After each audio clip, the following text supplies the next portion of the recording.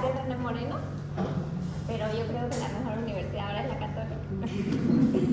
Y después hice especialidad en La Paz, en el frío. Son muy estudiosos allá, porque yo cuando di examen allá, yo di examen aquí primero y aquí saqué alta nota, pero no había ese año, quería hacer otra especialidad que no, la que estoy haciendo, y no había la que yo quería. Entonces, por eso la dejé a la que aprobé, y después me fui a La Paz. Y cuando di examen aquí, me acuerdo que sacamos alta nota 2 personas, bueno, unas 3, 4, 5 creo, nadie sacó 100, pero cuando di aquí examen. Y yo era de las más altas notas, pero fui a La Paz y habían 20, 100. Y yo dije, ¡ah! 20, 100, estos masistas han debido pagar. No puede ser que haya tanto 100, no lo puedo creer. Yo dije, ¿cómo van a sacar 20 personas 100 si en Santa Cruz nadie sacó 100? Yo dije. Y después más bien aprobé. Y cuando conocí a algunos 100, el profesor nos dijo, porque mi primer lote era medicina interna, bueno, van a hacer un esquema del mecanismo de acción de los IECA. Nos dijeron, yo hice así, ¿no? Grande, el IECA, bien dibujadito todo. Cuando llegaron los 100 hicieron IECA, ARA2, de 5 fármacos hicieron así. Yo, ay, con razón, yo saqué 100, me dijo el otro, yo saqué 100, era otro. Hicieron 5 veces más de lo que pidió el profe y yo quedé sorprendida. Entonces, estudian mucho allá. También sabían más que yo, investigar artículos. Eso no me habían enseñado en la Gabriela. Y allá era puro artículo, casi nada de libros. En realidad nunca nos dijeron libros, era todos los años artículos, nunca nos dieron libros. Pero igual los libros actualizados son muy buenos, ¿no? Entonces están bien fresquitos de sus vacaciones, ¿no? ¿Han viajado? ¿Sí? ¿Han descansado? ¿Están con ganas de estudiar? Falta una semana. ¿Cómo dice? Falta una semana. ¿Falta una semana de vacación? ¿Tenía que ser una semana más? Sí. No. Sí, no, porque hasta yo estoy de vacaciones todavía en el hospital. El lunes entro. Bueno, hoy día vamos a empezar con introducción a neurología. A ver.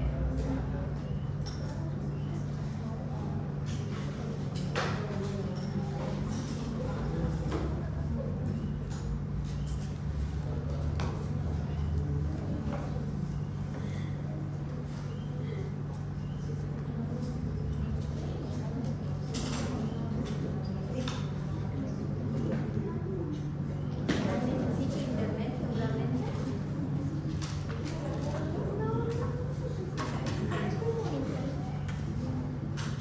¿Sabes para proyectar cómo es? Es la técnica. Anita. Quería ser ingeniera de comunicaciones.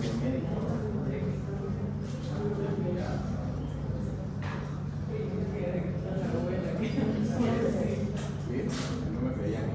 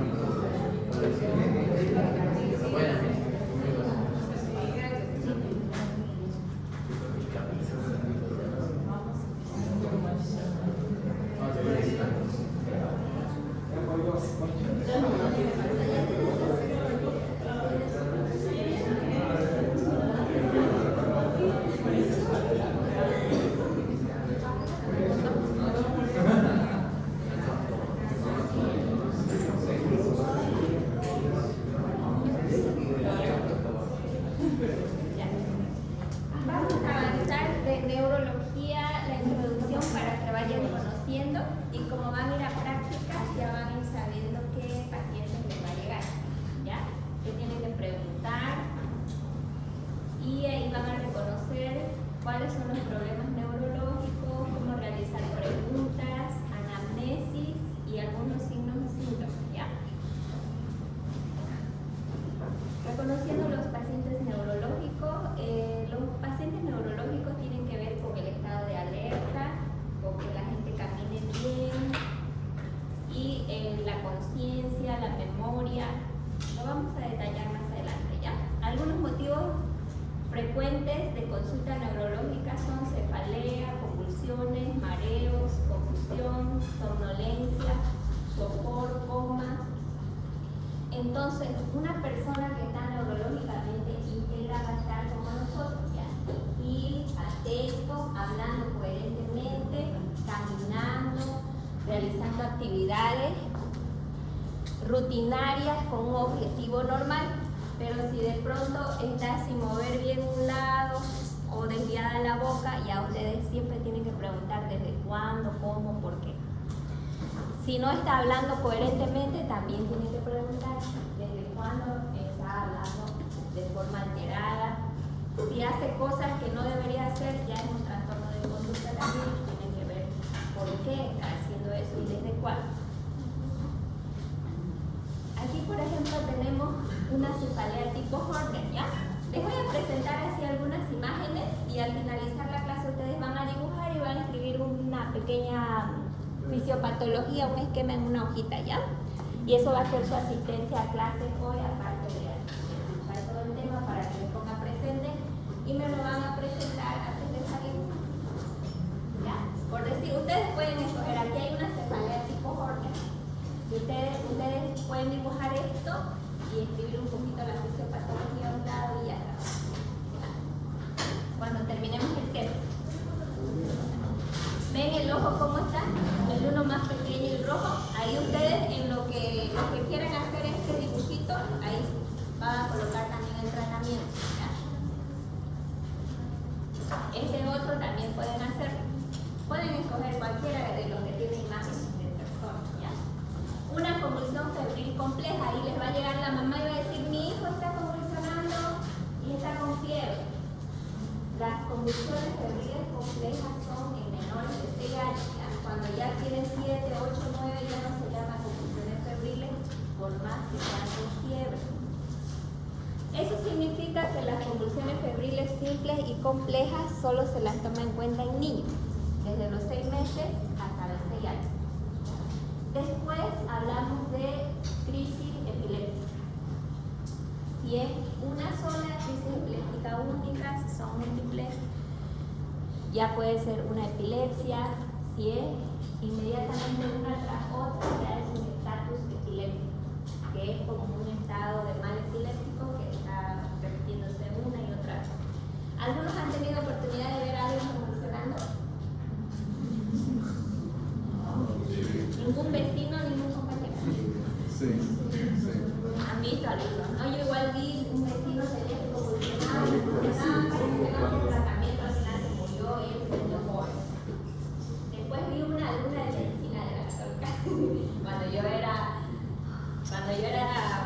todavía no era neuróloga, pero estaba ahí y de pronto volcó los ojos y cayó al piso. Fue así una crisis atónica, donde todo el cuerpo se le hizo la crisis y cayó al piso, porque ahorita mantenemos un tono para mantener el estado postural, entonces ella perdió el tono acá.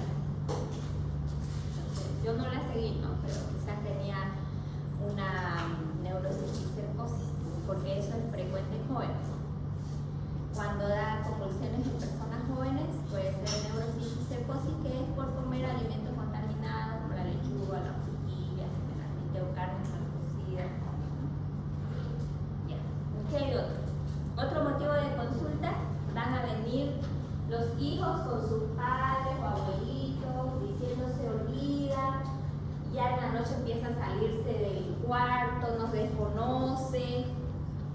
A veces dicen, viene el esposo y dice, ay, es que mi mujer piensa que yo le estoy siendo infiel con la empleada y se inventa cosas, y otro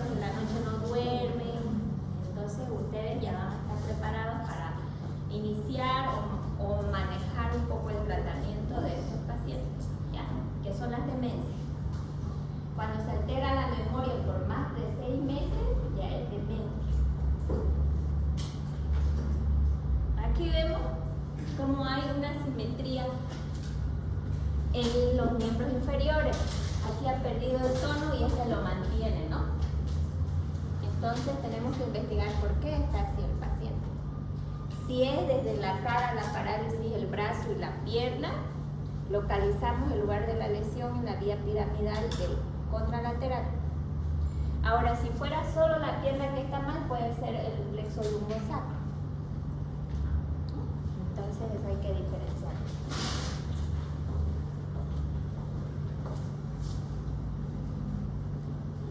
Entonces, esto es importante para que ustedes ayuden a sus docentes cuando estén haciendo práctica, ¿ya? A veces viene un paciente y dice, por ejemplo, está mal de una pierna, como este paciente, pero viene el paciente y empieza a charlarle que a veces le duele la cabeza, que a veces se pone roja su mano, que le sale un granito en un brazo. ¿Está hablando de la enfermedad en la pierna? No, ¿eh? Tenemos que orientar. ¿Desde cuándo no mueve bien esa pierna?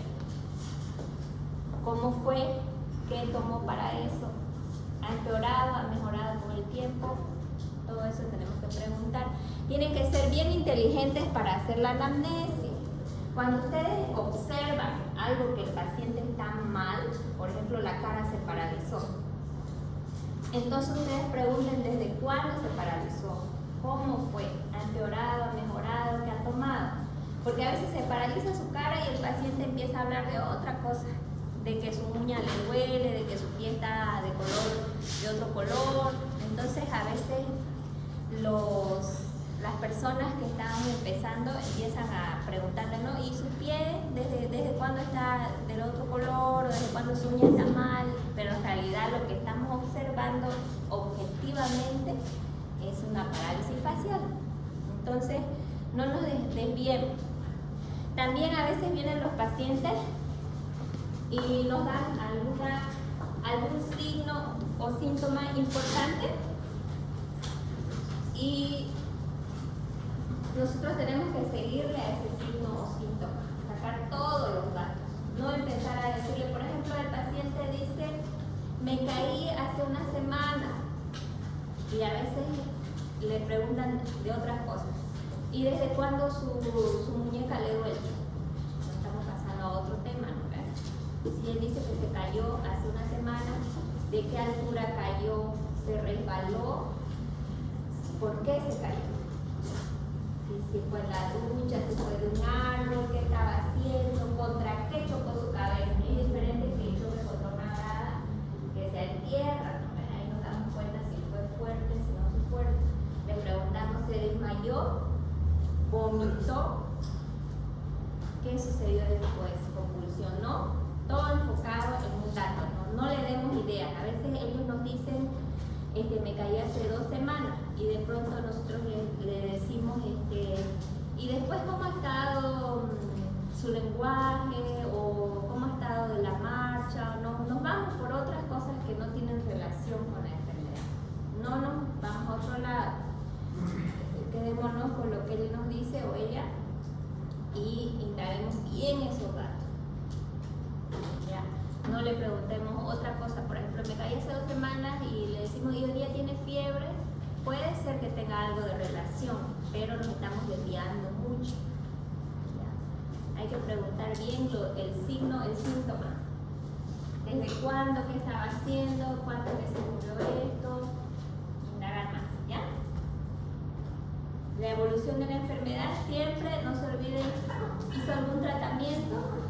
Incluso algunas personas no hacen tratamiento para la enfermedad, pero están tomando alguna medicina porque son enfermos de otra patología.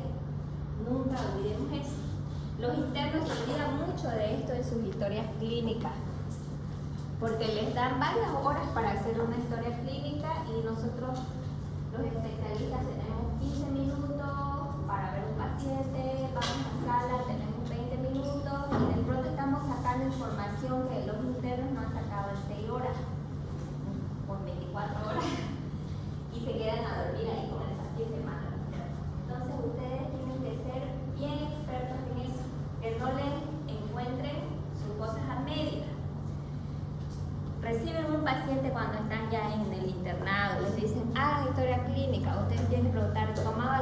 medicamento, muy bien, a veces ponen metformina y listo. O un antiepiléptico, carbamazepina. Pero ustedes tienen que preguntar desde cuándo toma la carbamazepina. ¿Por qué empezó a tomar la carbamazepina? ¿Qué dosis toma? Últimamente he estado tomando esa dosis y ahí ellos le van a decir, ya dejé de tomar, por ahí. Algunos dejan de tomar, otros me indicó el médico 3 veces al día, pero yo estoy tomando 1 vez al día. Entonces ustedes llegan el día siguiente de la visita, ¿cómo van a presentar a su paciente? Muy bien, ustedes lo van a presentar porque van a decir, bueno, toma carbamazepina desde hace 8 años, le indicaron 3 veces al día, pero está tomando 1 sola vez al día, ha tenido tantas convulsiones por año, la última fue tal fecha. Toda la información, ¿no? Porque a veces ni siquiera preguntan qué está tomando y están las historias clínicas incompletas. ¿Cuándo una historia clínica está completa? Cuando sacan la mayor información importante posible. Porque una historia clínica han debido ver, ¿no? Ponen cabeza, cuello, corazón, a veces lo llenan todo normal incluso, y cuando uno ve al paciente es otro, el paciente tiene heridas, el paciente tiene edema, el paciente tiene arañas vasculares y nada está en la historia, pero la historia está ahí. Entonces no está lejos de la realidad. Y mientras más esté todo lo patológico del paciente, está más perfecta esa historia clínica. Y así hay muchos en el hospital, ¿ya? Muchísimas historias. Se van a dar cuenta mientras ustedes vayan avanzando. ¿Cómo es, ya? Ahora, existen síndromes neurológicos. Los síndromes, como ustedes saben, es la unión de signos y síntomas. En neurología abundan los síndromes, ¿ya? Y con eso nos damos cuenta dónde está la patología. En neurología tenemos un sistema nervioso central y otro periférico, como ustedes saben, es amplio. Los nervios recorren hasta los pies, las manos, desde la cabeza, ¿no? El sistema nervioso central. Entonces nosotros tenemos que distinguir si la patología está en el cerebro, está en el tronco encefálico, está en la médula o está en los nervios, ¿ya? Y la unión de signos y síntomas nos dan síndromes. Así podemos saber si pedimos un estudio de la cabeza o de la médula o del tronco encefálico o más bien de los nervios, ¿ya? Eso nos ayuda a los síndromes. Vamos a avanzar algunos síndromes como el síndrome meningio. Ustedes saben que hay rigidez de nuca, Kerner-Brunzinski. Son importantes y eso lo van a investigar, ¿ya? Pueden ir leyendo para las siguientes clases síndrome meningio, síndrome piramidal, síndrome cerebeloso y síndrome de hipertensión intracraneal. ¿Ya? Entonces, a veces algunos especialistas llega el paciente y está vomitando y luego piensan que es una gastritis, pero en todo paciente que vomita siempre deben hacer rigidez de nuca, porque si ustedes descubren que tiene rigidez de nuca le van a salvar la vida al paciente, porque hay muchos pacientes que han fallecido o si no quedan con secuelas neurológicas severas porque su médico general no se fijó si tenía rigidez de nuca. Y es tan fácil la rigidez de nuca, por ejemplo, si él es el paciente, entonces ustedes, a ver, ratito lo van a hacer, ¿ven? Rapidito se dobla el cuello, lo giramos, es súper blandito, no tiene signo de bebé. Entonces, pero si no nos fijamos no vamos a saber si el paciente tiene rigidez de nuca. Y realmente yo he visto que los pacientes llegan y les dan, está con vómito, le dan omeprazol, a veces le dan cipro, piensan que es una colecistitis, una gastritis, una enteritis, y después están los pacientes con síndrome meningio, ¿ya? Entonces nosotros al hacerle un tratamiento correcto evitamos que muchas neuronas mueran, mantenemos el coeficiente intelectual y todas las capacidades funcionales neurológicas. A veces los pacientes están deteriorándose hasta que encuentran un buen médico y detienen la enfermedad y ya no sigue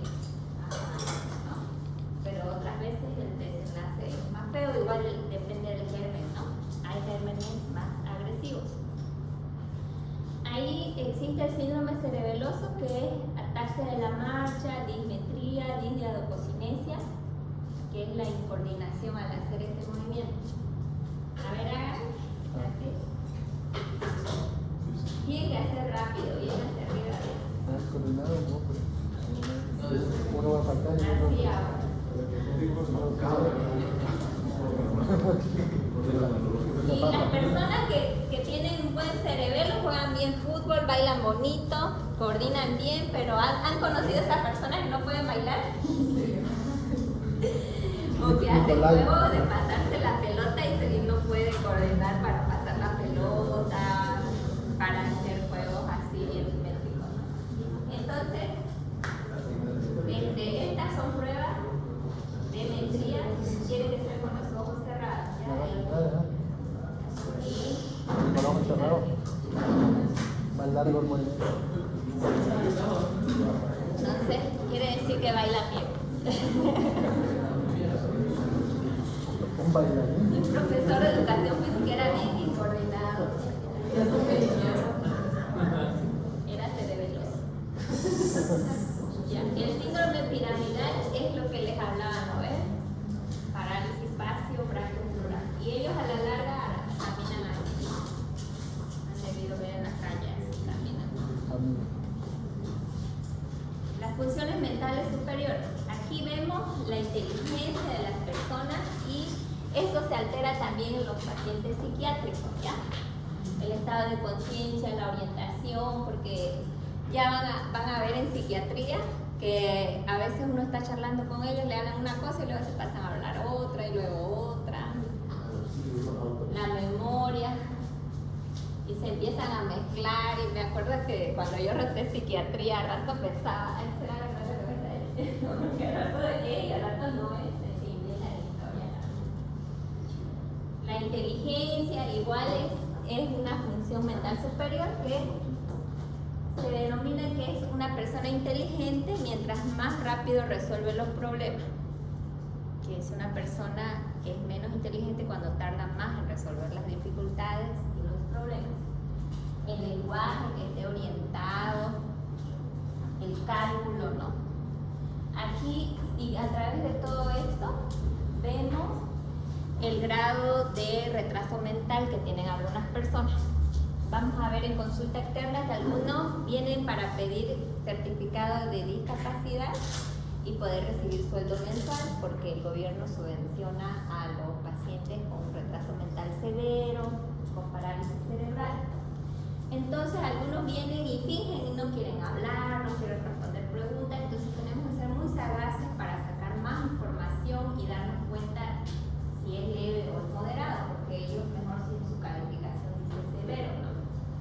Y algunos no quieren contestar o engañan o dan mala información, no habla, pero sí habla. Entonces tenemos que ser muy inteligentes y eficaces, ¿no? Ver si es que su carnet tiene firma, si es que utilizan celular, que algunos dicen no, yo no puedo, pero después manejan cuentas, QR, hacen muchas cosas. Tenía otro pacientito que... Mala clase. ¿Cómo dice? No, pues así es. Tenía un pacientito que igual quería que le ponga severo, pero él trabajaba, hasta era gay.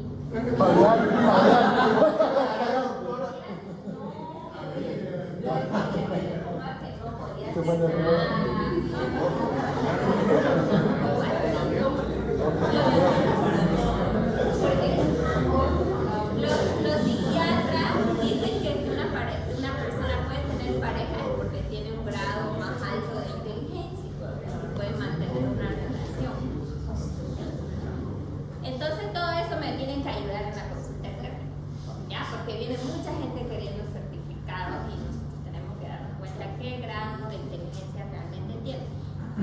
Si nos percatamos que la persona no está mintiendo, ¿qué le decimos? ¿Estás mintiendo o le anotamos? Lo registramos que puede hacer más cosas y le podemos pedir que lo vea el psicólogo y que le haga test de inteligencia, más pruebas para ver, que tener un punto de vista más y volverlo a citar en otra consulta para ahí volverlo a analizar. Y tratar de hacer cosas que, por ejemplo, a veces yo le pido, y su carnet de identidad páseme, y entonces él se hacía que no podía hacer nada después, y todo está ya, despiertan. O a veces que salga la mamá o la persona que la acompaña y darle orden. Tenemos que ser inteligentes igual para sacar la información correcta y poder Tuve un paciente que el joven, no sé si violó a una chica o quiso violar, pero tenía una denuncia. Y viene con su mamá a la consulta. Ay, mi hijo retrasado mental, no puede hablar, está mal en el colegio, pero estaba ya en segundo de secundaria. Pero él no colaboraba y se agachó una sola vez así, o sea, ellos estaban engañando. El chico no tenía nada. Y así igual tuve otro paciente en La Paz que él igual era taxista y se desvió con una mujer, se la quiso aprovechar de ella, ¿no? Y la llevó a otro lado y ahí él tenía denuncia. No sé si la violó porque los pacientes no me dicen también estoy privado de libertad por violación, pero él estaba privado de libertad.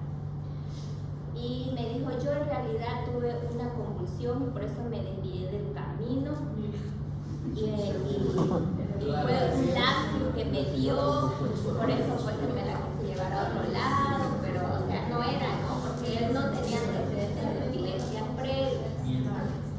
Y no, yo le puse que no era. Entonces así. Sí, algo. Hay casos.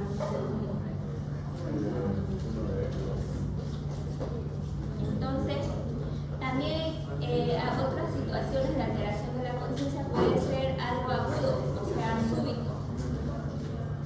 A veces los pacientes dicen, fui al cuarto de mi abuelita y la encontré en el piso y ya no podía hablar ni mover su cuerpo. Entonces nos damos cuenta que es un ACV isquémico probablemente. Y el hemorrágico es más grave, porque sangra y mientras uno lo lleva al hospital ahí puede sangrar más y pueden fallecer. Pueden ser debidos a tumores, aneurismas, malformaciones. Los errores innatos del metabolismo también pueden causar alteración de la conciencia, pero es más paulatino. Ahí vemos, también hay situaciones que está alterada la conciencia, pero necesitamos medios auxiliares para determinar más de lo que se trata. En este caso puede ser un CA primario que sea en otro órgano y aquí ya tienen sus metástasis, ¿no? O puede ser el primario también. Un cáncer de plexo coroideo que está en los ventrículos. ¿Qué significa lo? ¿Cuál? ¿Qué significa lo? Lesión ocupativa intracraneal. Eso significa que tiene lesiones y no sabemos qué es exactamente. ¿Y cómo se podría saber? Con una biopsia, ¿no? Pero en otros países lo realizan bien rápido. Aquí los neurocirujanos no quieren hacer. Pero deben haber algunos que sí lo quieren hacer. Pero no está en mi hospital. Entonces, a veces lo que altera la conciencia es una infección. ¿Cómo nos damos cuenta que es una infección? Fiebre. Exacto, la fiebre. De ahí partimos a que damos antibióticos o no damos antibióticos. Cuando un paciente llega con síndrome meningio, siempre hay que iniciar antibióticos de forma empírica, cefotaxima, vancomicina, y hacemos punción lumbar y después vemos qué germen es. Pero el protocolo dice iniciar antibióticos, ¿ya? Porque las bacterias se reproducen rápidamente, ¿no? Por segundo, por minuto. Entonces, si ahorita tenemos 1000 bacterias, en 5 minutos vamos a tener 2000, en 10 minutos vamos a tener 4000, en 15 minutos, no sé, vamos a tener 100.000. Ya pasa 1 hora, vamos a tener millones de bacterias, pasan 5 horas, vamos a tener 1. Y ahí por eso es que el protocolo dice iniciar antibióticos de forma empírica ante sospecha de meningitis. Por eso la prueba de rigidez de nuca es muy importante, que siempre la hagan los pacientes que tienen fiebre, vomitan, están con cefalea. Doctora, ¿y qué antibióticos se inician normalmente? Cefalosporina de tercera generación y vancomicina, como la cefotaxima y la vanco. Entonces, ahí vemos un bebé que está con un síndrome tóxico infeccioso, se llama OSIRS también. ¿Han avanzado en CIRS? Sí. Eso se lo tienen que saber bien de memoria. El CIRS, sepsis, shock séptico, porque eso les va a ayudar muchísimo en la práctica. A los que van a hacer el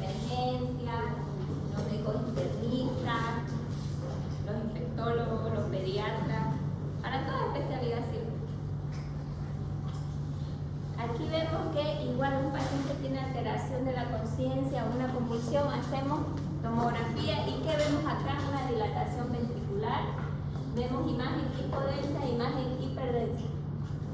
Esto es típico de la neurocisticercosis. Aquí hay otra hipodensa.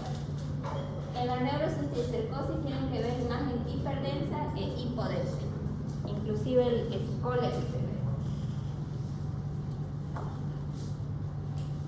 Este otro,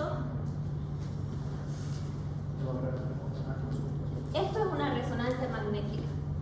Y cuando vemos lesiones grandes y otras pequeñas, nos habla que puede ser un neurotoxoplasmosis, que es más frecuente en pacientes con VIH.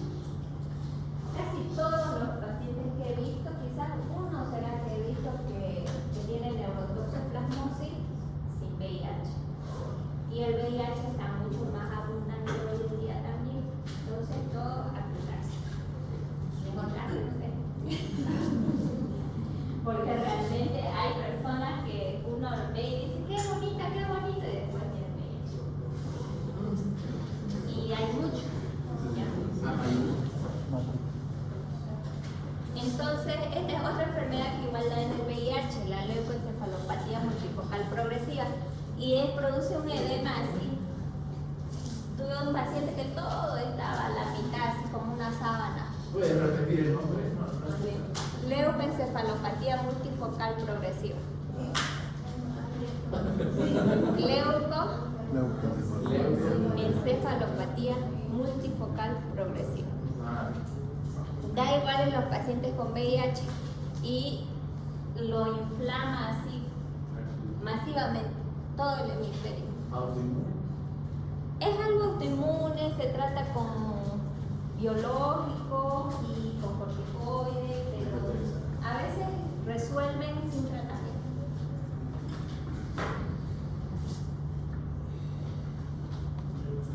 El ADEM, este es autoinmune. Está en pacientes jóvenes, ¿ya?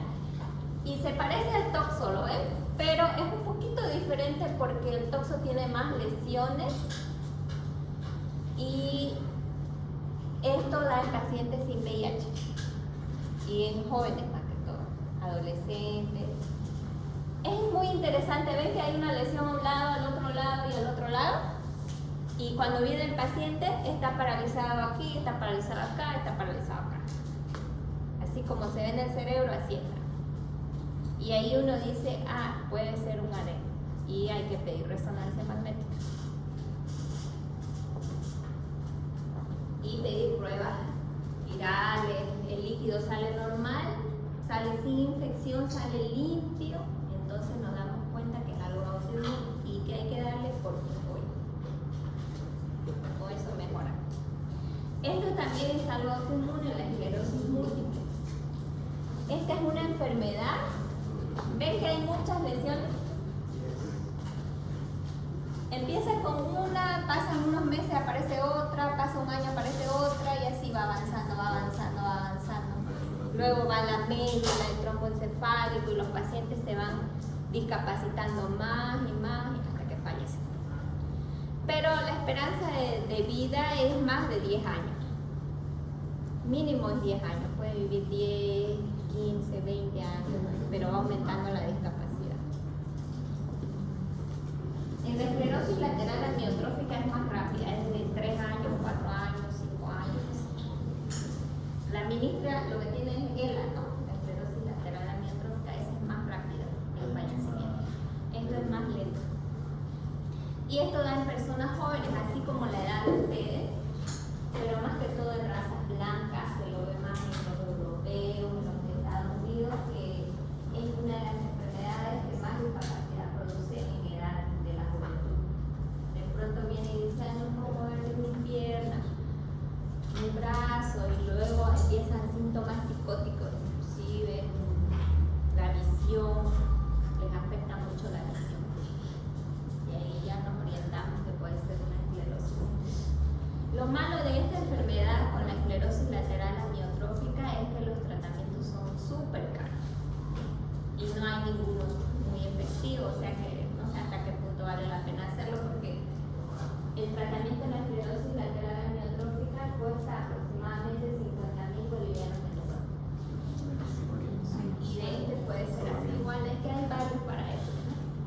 si los tratamientos son más empíricos que otra cosa. O sea, son científicos, pero no son efectivos. Mejoran al 10% de los pacientes, disminuye, o sea, prolonga un poquito más años de supervivencia, pero igualito avanzan, igualito se discapacitan. Frena la discapacitación. Lo enlentece, sí. Le da unos años más de vida, 3 años más, 5 años más, pero eso no es tanto, ¿no? Son bien raros. Y como no hay un tratamiento efectivo, siguen investigando más y más.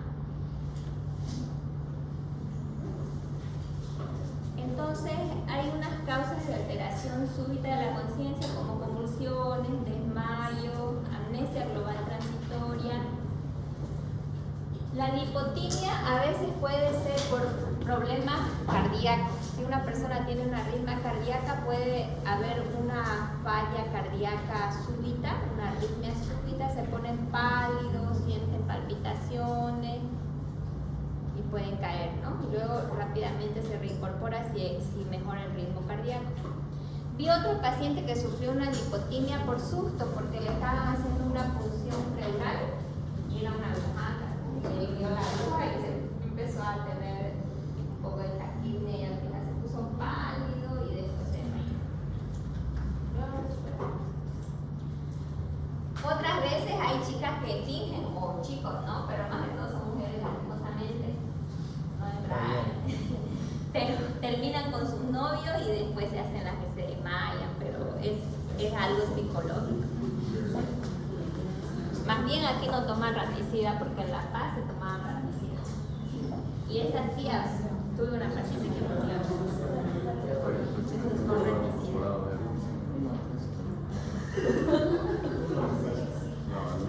La amnesia global transitoria da en las personas de la tercera edad y como el cerebro va disminuyendo de tamaño al aumentar la edad, las neuronas, al igual que los músculos, se van atrofiando. Entonces ya no tienen el mismo funcionamiento. A veces los ancianitos dicen, no, estaba yo en el micro o estaba en una calle y me olvidé de todo y no supe dónde estaba yendo.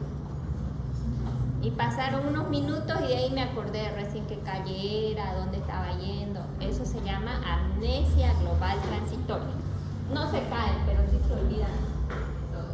Los que se caen son los de la lipotimia. Entonces, hay otras causas de alteración de la conciencia como encefalitis autoinmune. Hay muchas encefalitis autoinmunes que antes no se las conocía y lastimosamente aquí todavía estamos retrasados porque, como ustedes saben, la salud no anda muy bien, especialmente en el sistema público. Entonces, los pacientes se enferman, pero no hay dónde mandar a los pacientes. Pero si es personas con dinero, sí se puede enviar a la clínica Joyanini, al exterior, mandar a Estados Unidos. Pero esta enfermedad de autoinmune son enfermedades nuevas que los conocen mejor los pediatras, porque da más en los niños. Y cuando da en adultos les cuesta un poquito más a los neurólogos de adultos diagnosticar porque no es tan frecuente, pero se da. Y como no hay para estudiarlo en el sistema público, pueden fallecer los pacientes o salir bien con un buen tratamiento, pero sin diagnóstico porque no tenemos dónde investigar. Ese es el gran problema en la gente pobre, que no hay dónde enviar y si hay, a veces no les alcanza, porque esto no hay para estudiar en el sistema público. Son meningitis o encefalitis, más propiamente dicho, por anticuerpos, o sea que son autoinmunes. Esto empieza a lastimar los receptores del glutamato, que es el NMDA, N-metil de aspartato, anti-GABA A, GABA B, anti-GAT, son receptores de que hay en las neuronas y se forman anticuerpos que se confunden. Por decir, hubo un resfrío, una vacunación o una gastroenteritis viral y los anticuerpos se confunden y empiezan a lastimar receptores.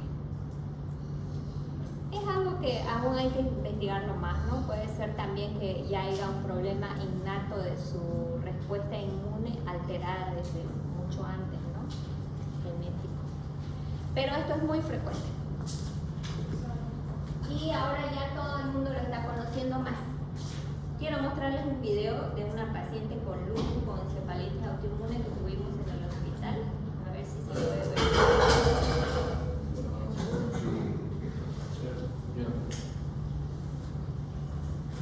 ¿Se ve? No se ve. ¿Qué hago para que se vea? Anita, Lo cierro la presentación. A ver qué tal. Veamos. Esto es la 22.335. Bueno, vos la sabes, Ahora no sé qué pasa. Creo que...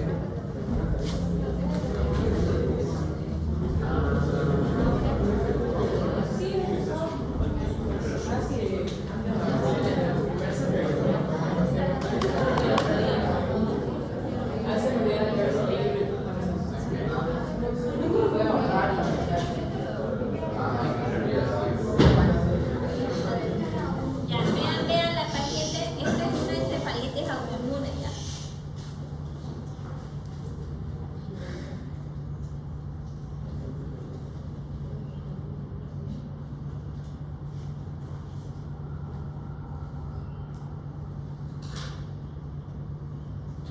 Ven que su mirada está un rato fijada a otro lado. Es crisis está teniendo. Crisis convulsiva, pero parecen de ausencia. Ahí está con la mirada desviada. Por más que yo le hablaba de este lado, ella miraba al otro lado. Ella se murió. No me dejaron dar hoteles que cuando manejamos varios especialistas ahí decimos, démosle esto, el otro dice esto y no, se murió. Yo le quería dar el tratamiento correcto y no me dejaron, entonces. Pero ella era lúpica y empezó a tener estos síntomas. Ya la paciente estaba con un poco de insuficiencia renal, así, y tenía que recibir corticoides porque era el lupus activado y luego le dio se alteró lo neurológico más con esa crisis, pero el especialista encargado pensaba que podía ser un ABC hemorrágico. Pero yo la revisé, ella no estaba focalizada, o sea, podía mover los brazos, las piernas, los ojos, solo que tenía eso de desvío porque era crisis. Y yo le dije, es una encefalitis autoinmune, el corticoide, pero dijo, descartemos un ABC hemorrágico, pero no es ACV hemorrágico. Ya, pero su médico le pidió tomografía, al otro día le hicieron la tomografía, no había evidentemente la hemorragia que ella pensaba. Después se le empezó a dar corticoide al otro día en la tarde y mientras estaba recibiendo la noche falleció ya. O sea, fue rápido, ¿no? Y a veces hay enfermedades que son así rápidas, especialmente en estas lúpicas, cuando les afecta al cerebro, rápido puede desencadenar hasta el fallecimiento, ¿no? Pero hay que estar, por eso con el paciente diariamente viéndole, charlando, porque esta paciente, no me dijeron que lo vea días antes a mí, no se sabe cuántos días estaba ya con su mente un poco alterada.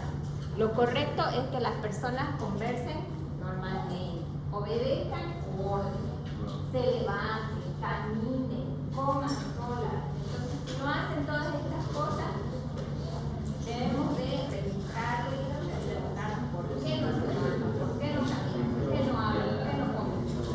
Y cuando están en la cama, a veces los médicos vienen y dicen, buen día, ya, los hospitales también y se pasan. No, tenemos que darle el espacio, el tiempo para saber, porque ella seguramente estaba días ya su mente un poco alterada. Pero me dijeron a mí un día antes, no más que así son las encefalitis autoinmunes ya. Ella no tenía rigidez de nuca, ellos no tienen rigidez de nuca, tienen crisis, alteración del lenguaje, la orientación.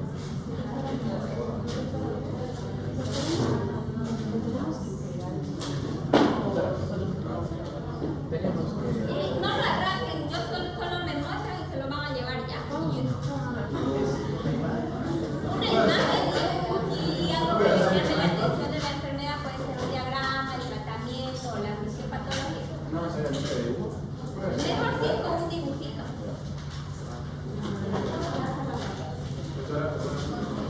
Estamos en la 22, ya vamos a ver.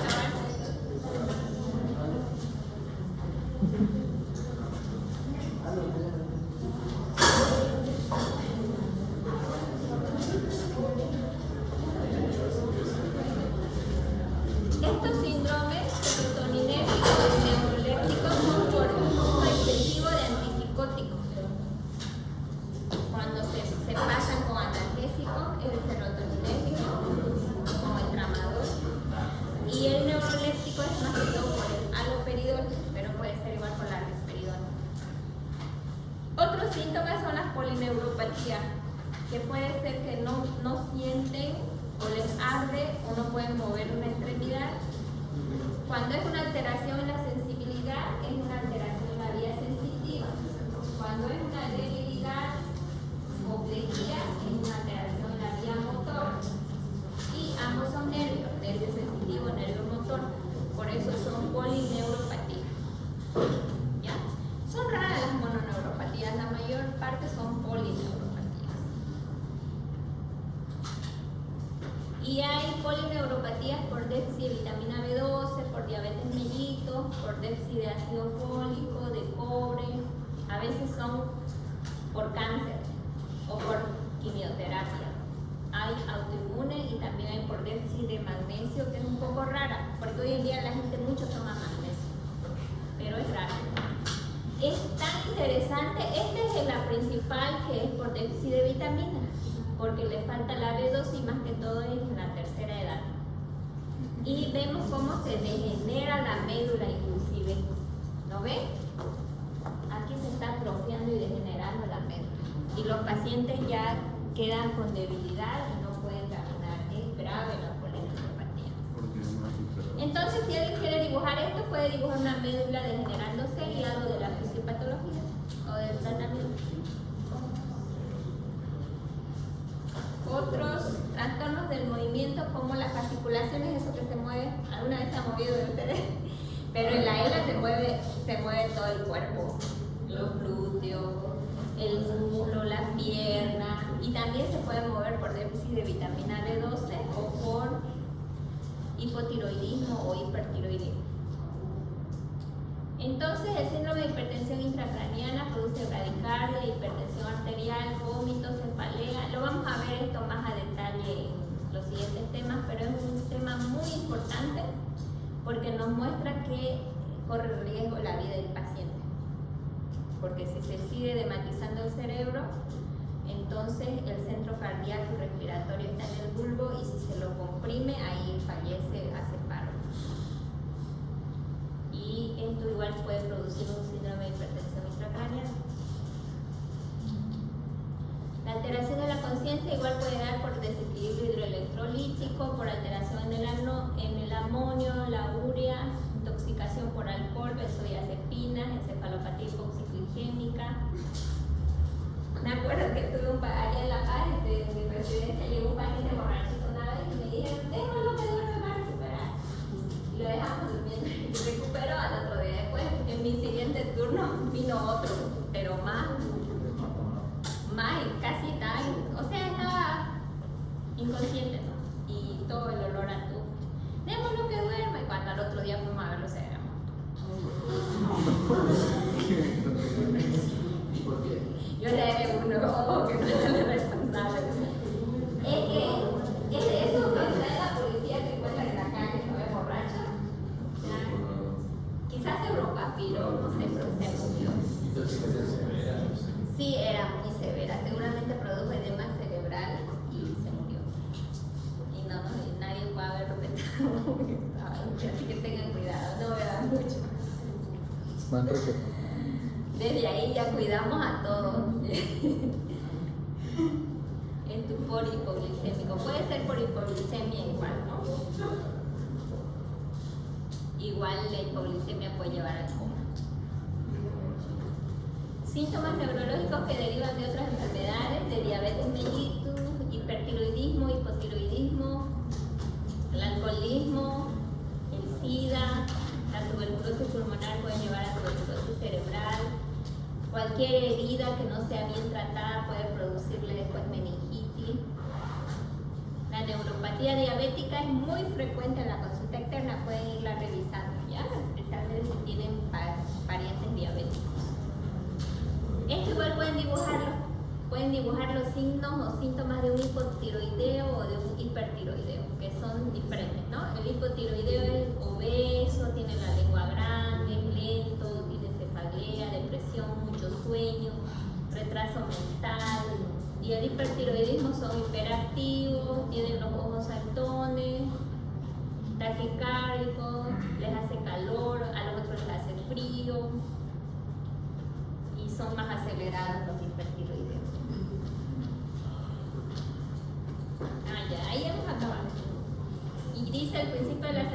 es el temor de Jehová, el conocimiento del santo es entendimiento. Y aquí les cuento que yo hasta intermedio me quedaba reforzamiento en el colegio. Es que miraba mucha novela, parece. Pero después empecé a leer la Biblia y empecé con Salmos, a pesar de que habla de pura guerra. Y ya mis notas mejoraron y era la mejor alumna. Siempre fui de los mejores alumnos del curso de todo el colegio, igual a la universidad. Entonces, yo creo que la Biblia me ayudó, porque me quedaba reforzamiento antes que cuando no leía la Biblia. Así que si quieren